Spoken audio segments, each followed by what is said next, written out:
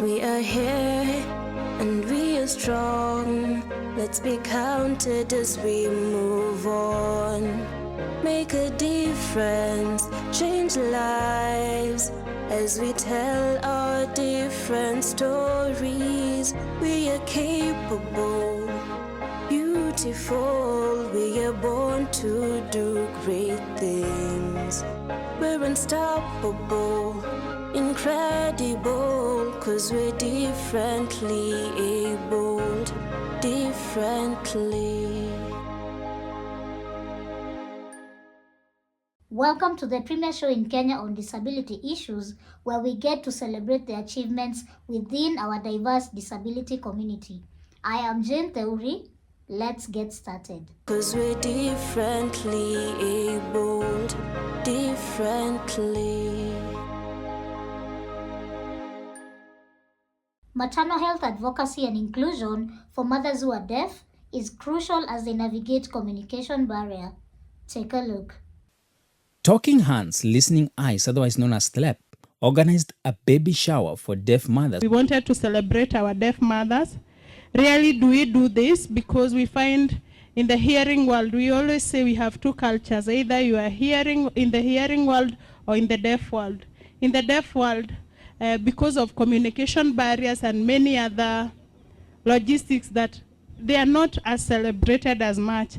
And even getting the information that we've gotten today, having doctors talk to us, having nutritionists advising us, and every other angle, it's not an everyday thing.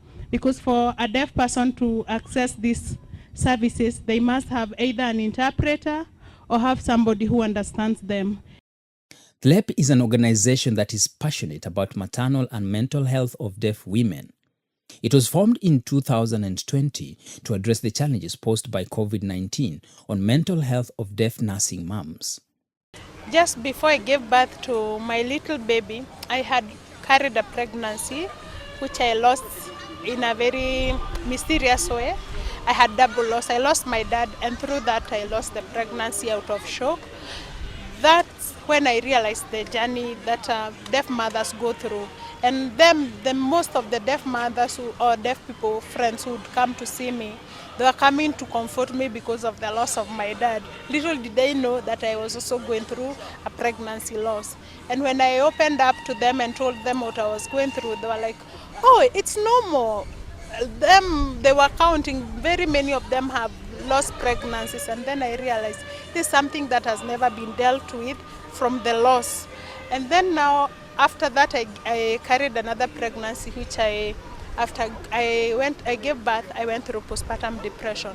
Again, now that was the hardest time. Through the support that I was getting from the deaf people when I was going through the loss of my dad, I realized that as much as it was a loss for me, because everybody could come comfort me, I realized with the deaf friends that I was working with, there are so many losses in their lives that nobody really focuses on them, and mostly even because of the mental illness.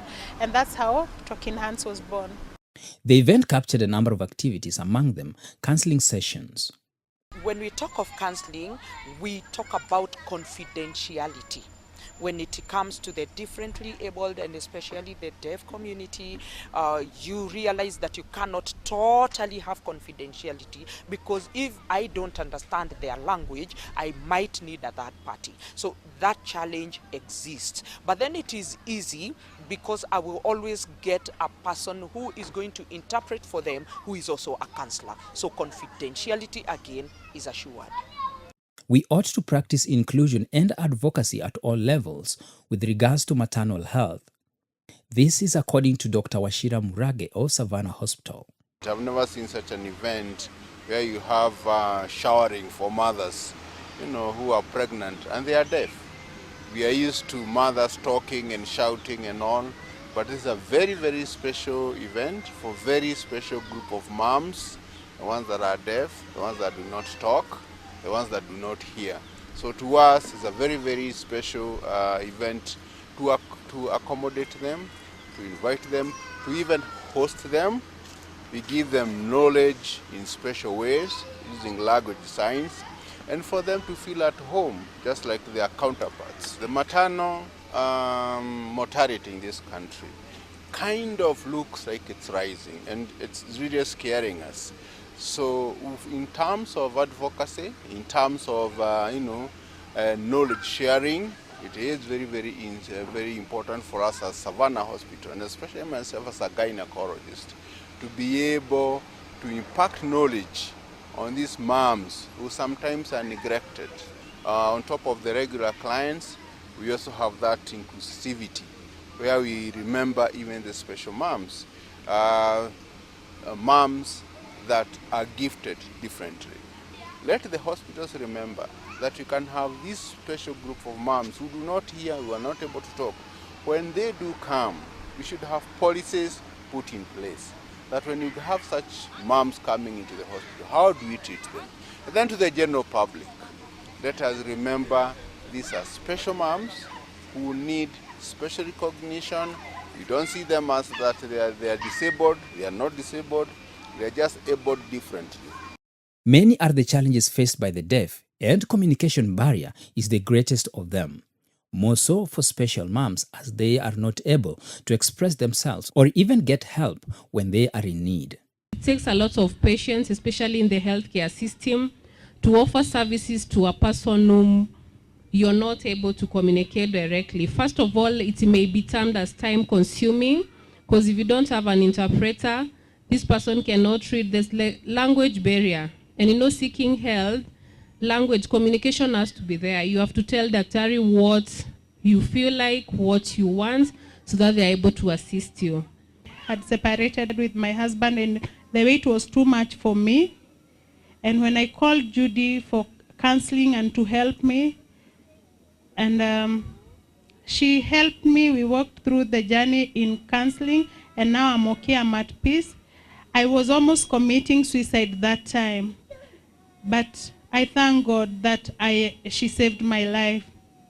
And when she came and I really thank God that I was able to deliver well to my son. I gave birth at Dandora, and Judy was there to interpret and even to solve other issues that I had. And even after I gave birth, Judy was there to follow up with the medical clinics and anything that I needed. I thank you so much. And even to see my son now. My son is now 1 year, 3 months, and I thank God that God have saved our family. I also want to talk about about Talking Hands organization. I know there are some there who may want to join, because we are looking forward to getting great support and to support each other. Do you accept to support Talking Hands? Are you ready to support Talking Hands? Yes, even as we continue. And we are so grateful that we can see, even we'll have a cake to celebrate the deaf women who are here. Thank you very much. Committed to raising awareness, THLEP advocates and rallies support for expectant and deaf nursing mothers in the area of mental health, particularly postpartum depression. When we see in the hospitals that we have these services, yes, but either you have to pay for them, or if you don't have to pay for them, you must have an intentional doctor or an intentional nurse or somebody, a medical practitioner who is intentional in giving these services to the deaf. When we see them getting them for free, we thank God that they are not left out. And as we say that the International Mental Health Month theme this year is Access in Crisis. That means these deaf people, these deaf women needs to access their maternal and mental health information. They need to get the doctor's information despite their challenges of communication. So we are so grateful for this day. We always say that if you need to know me, speak my language.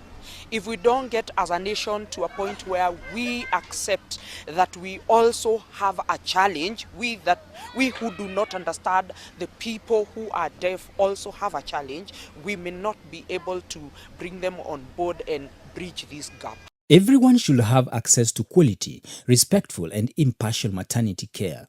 Let us all therefore break barriers foster understanding, and raise awareness about maternal health while building towards a community of strength and resilience. Came to create awareness to the community, to the society, and everybody who will watch this, that we live with these people. They are created in the image of God. None of us has ever seen God eye to eye, so you cannot be able to tell God looks like this or like that. So they are also the image of God. Let us come near them, let us embrace them, let us love them, and let us walk together. What I feel we should be able to do is to have more schools, including or involving a curriculum of special needs. Let's catch a breather, but we'll be right back. Don't go too far. 'Cause we're differently abled, differently.